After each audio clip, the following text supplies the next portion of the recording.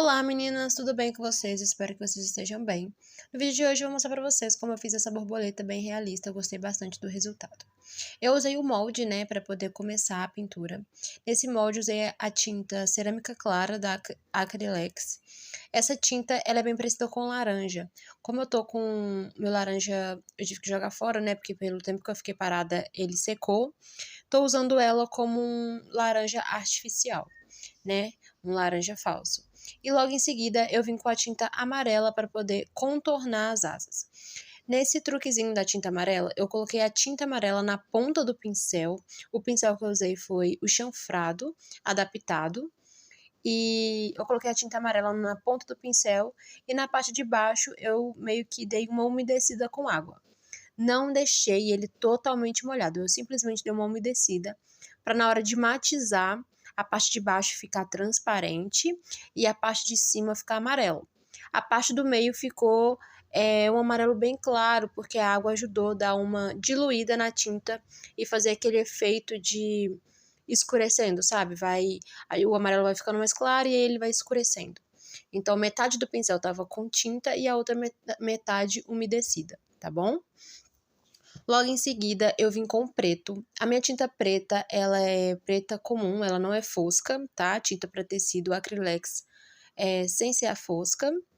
E aí, para dar mais pigmento a essa tinta, eu coloquei umas gotinhas de xadrez. Vim com o pincel da Elomine adaptado.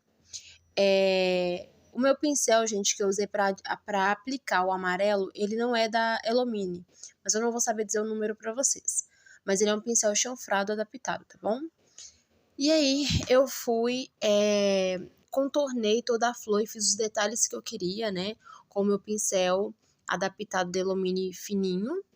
Ele é daqueles pequenininhos finos mesmo que vem já no pacote, né? O primeiro que eu usei para fazer os detalhes é adaptado. Logo em seguida, eu vim com outro pincel, do mesmo pincel que eu usei para fazer os contornos, só que o outro que eu usei não é adaptado. Ele é comum, ele é do jeitinho que vem no pacote quando a gente compra. E esse pincel que não é adaptado, eu fui acrescentando um pouquinho de água diluída, de tinta diluída na água.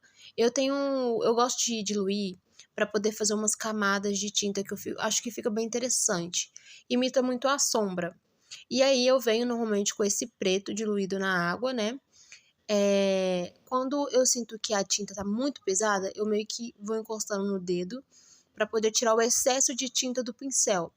Assim fica um pouquinho, o pincel fica menos carregado, né? E eu consigo fazer uns detalhes mais específicos. Logo em seguida, eu vim de novo com o pincel adaptado da Elomine fino e fui fazendo os pontos de luz da pintura, que é colocando com a tinta branca, né?